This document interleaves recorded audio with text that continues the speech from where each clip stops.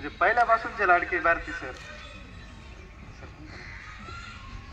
आदरणीय घाडगे सर, या ठिकाणी मला भारती सरांनी त्या दिवशी संध्याकाळी फोन केला.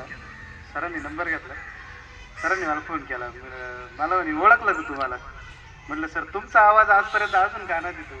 जो प्रत्येक रविवारी म्हणजे असा एकही रविवार गेला नाही आमचा 10वीचा असताना का सरांनी क्लासला बोलवलं आणि एकही मुलगा आला नाही.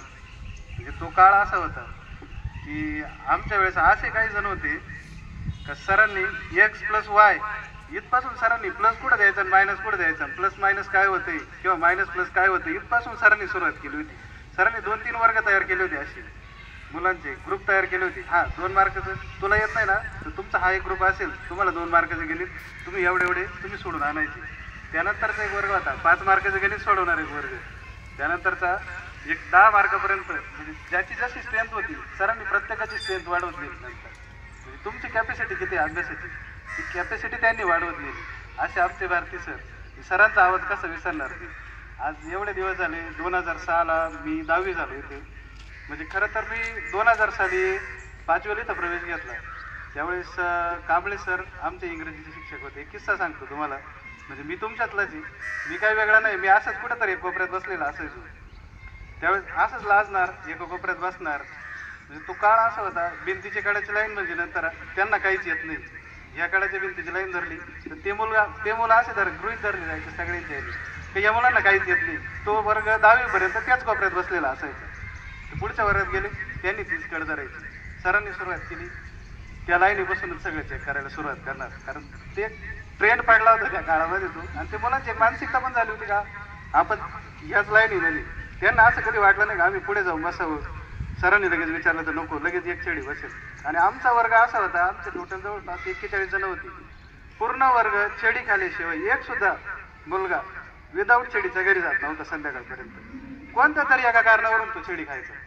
भारती सरांचे असेल, गडाख सर असेल किंवा इंग्लिशचे के जाधव सर असेल, आमचे इंग्रजी शब्दार्थ असेल, सरांचे प्रमेय असतील किंवा सरांनी काही एखादं बीजगणिताचं गणित सांगितलं असेल, एक सुद्धा वर्ग म्हणजे जो हुशार होता तो ज्याला काही येत नव्हता असा पूर्ण सगळा वर्ग संध्याकाळी त्याच आठवणीत घरी जात होता. आणि अजूनपर्यंत त्या आठवणी मी माझ्या मनामध्ये आणि आमच्या सगळ्या ग्रुपने जपलेले आहेत. मी ज्यावेळेस 2000 साली इथे शाळेमध्ये आलो तर जनरली एक ABCD नावाचा प्रकार त्यावेळेस 5वी पासून आला होता. म्हणजे थोडक्यात सांगतो मी, काय जास्त वेळ नाही घेणार. ABCD नावाचा प्रकार हा 5वी पासून आला. नंतर मग इंग्लिश प्राथमिकला सुरू झालं. मग त्यामध्ये ABCD झाल्यानंतर तुम्हाला कलर शिकवणं, ते कलर ओळखता येणं. कांबळे सरांनी कलर आम्हाला शिकवले. मग ते कंपास पेटीमध्ये कलरची कंपास पेटी असायची त्यावेळेला. मग ब्ल्यू कलरचा एक बॉक्स तयार करायचा. त्या बॉक्समध्ये ब्ल्यू कलर द्यायचा. रेडमध्ये रेड द्यायचा. ब्लॅक आहे ब्लॅकमध्ये द्यायचा. मी असाच कोपऱ्यातल्या लाईनीला बसलेलो एका कोपऱ्यामध्ये. सरांनी उठवलं मला, ये पुढे म्हणे. मला म्हणे what is the colour of sky. मी विचार केला सरांनी मला काय विचारलंय. मी परत पुढे गेलो. सरांनी मला परत विचारलं what is the colour of sky. मी म्हटलं रेड, कारण रेड आणि ब्लॅक आणि ब्ल्यू हे 3-4 व्हाईट कलर सोडून मग कलरच माहीत नव्हते त्यावेळेला. एवढेच कलर माहीत असायचे. मी म्हटलं रेड म्हटले. सरांनी मला मारलं आणि मला म्हणे तू आजपासून इथं बसायचं नाही, तुम्ही मला पुढे इथं बसायचं म्हणे. तू पुढं मागं अजिबात या पोरांमध्ये बसता का म्हणे. आणि सरांनी मला जे तिथं नेलं तिथपासून मी पुढेच बसत गेलो. मी माझी जागा ती चेंज केली आणि पुढे गेलो. हा एक छोटासा किस्सा सांगितला मी. त्यानंतर 2006ला मी 10वी पास झालो. 10वी नंतर मी 11वी-12वी आपल्या आश्वीलाच केलं. 12वीला मला 74% होते 12वी सायन्सला. पण त्यावेळेस काय झालं का एक DEDचा ट्रेंड होता. सर माझं DED झालं. मी नंतर DED केलं कोपरगावला. एकदम शिस्तप्रिय कॉलेज होतं. विद्यार्थी तुम्ही कसे घडवणार आहात म्हणजे पाठ वगैरे या त्या सगळ्या गोष्टींमधून गेलो मी. 2 वर्षाचं ते केल्यानंतर 6 महिने आम्ही ते आंतरराष्ट्रीय मग पूर्ण केले. त्यांची छात्रसेवा झाली त्यांचा तो. तर एक विद्यार्थी तुम्ही कसे घडवणार म्हणजे प्रत्येक ऐन वेळेला आमच्या सरांनी पाठ कॅन्सल केलेली. मग तुम्ही गणित कोणत्या स्टेपने सोडवताय किंवा चुकीचं सोडवताय हा तुमचा कॅन्सल झाला. तुम्ही एखादं झाडं शिकवताय, तुम्ही चित्र दाखवलं नाही, हा पाठ तुझा कॅन्सल.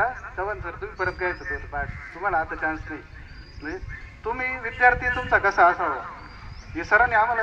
आणि ते मॅडम होते ते कॉलेज आज बंद पडलेलं आहे पण त्यांनी खूप शिकवलं मला. DED तर खरं खूप आयुष्यामध्ये शिकवलं. असं वाटतं मला की प्रत्येकाने आयुष्यात येऊन खरंच DED करावं. स्वतःही माणूस घडतो आणि दुसऱ्याला पण मदत होते त्या गोष्टींची. B.Ed केल्यानंतर मी त्यानंतर काही शिक्षक भरती झाली नाही. 2011-12ला मी नंतर एक फॉरेस्टचा पेपर दिला. फॉरेस्टच्या पेपरला मी इंटरव्ह्यूपर्यंत गेलो, पण इंटरव्ह्यूमध्ये त्यावेळेस काही झालं नाही माझं. मग मी म्हटलं आता करायचं तर काय करायचं. असंच 1-2 जण भेटले, म्हटलं मी काय करतो, मी MPSC सुरू करतो आणि आर्ट्सला ॲडमिशन घेतो. त्यांचा एकच शब्द मला तो, नाहीच झालं तर MPSC तू नाही झालं तर मग काय करशील. म्हणून मग मी BScला संगमनेर कॉलेजला ॲडमिशन घेतलं. मग मी 2015-16ला BSc केमिस्ट्री पासआउट झालो. त्यावेळेस BSc केमिस्ट्री झाल्यानंतर कंपनीत तर जायचंच नाही, MPSC तर करायची पहिल्यापासून सुरू होती. मग हे माझे मित्र मला भेटले, म्हणे आपण आता पुण्याला निघू. पुण्याला गेलो आम्ही, 2 वर्ष पुण्याला थांबलो. पुण्यामध्ये भयानक परिस्थिती, पुण्याला खर्च पण तेवढा असतो तिथे. पुण्यामध्ये चांगले चांगले माणसं भेटले खूप, म्हणजे चांगले अधिकारी वर्ग. आपली परिस्थिती बघून आपल्याला सांभाळणारे खूप लोक भेटले तिथे. क्लासेसवाले म्हणा, क्लास 1 क्लास 2 असले लोक म्हणा, भरपूर खूप चांगले चांगले मुलं भेटले. आणि सोबतचे मित्र असणारे पण खूप चांगले भेटले, की ज्यांनी खूप सपोर्ट केला आजपर्यंत. आणि सरही पण कधी जाता येता भेटली, सर हात करणार, मान डोलवणार. तो एक क्षण, तो सगळं पाठीमागचा सगळा भूतकाळ आठवून जायचा त्या काळातला. म्हणजे या सगळ्या आठवणी जगत जगत आज इथपर्यंत आलो मी. पेपर दिला, त्यानंतर इंटरव्ह्यू झाला माझा. इंटरव्ह्यू पण चांगला झाला आणि अजून MPSCची तर तयारी चालूच आहे. मी काही ती बंद नाही करणार. आणि मी आजपर्यंत शिक्षक भरतीचा कधी प्रयत्न केला नाही सर, पण मी आता शिक्षक भरतीचा प्रयत्न करणार आहे. मला तुमच्याकडे बघून असं वाटतं की मी खरंच शिक्षक व्हावं काय. मला असं वाटतं मी शिक्षकच व्हायला पाहिजे. मी ते पहिलं स्वप्न होतं भारती सरांचं, यांच्याकडे पाहून असं वाटायचं आपण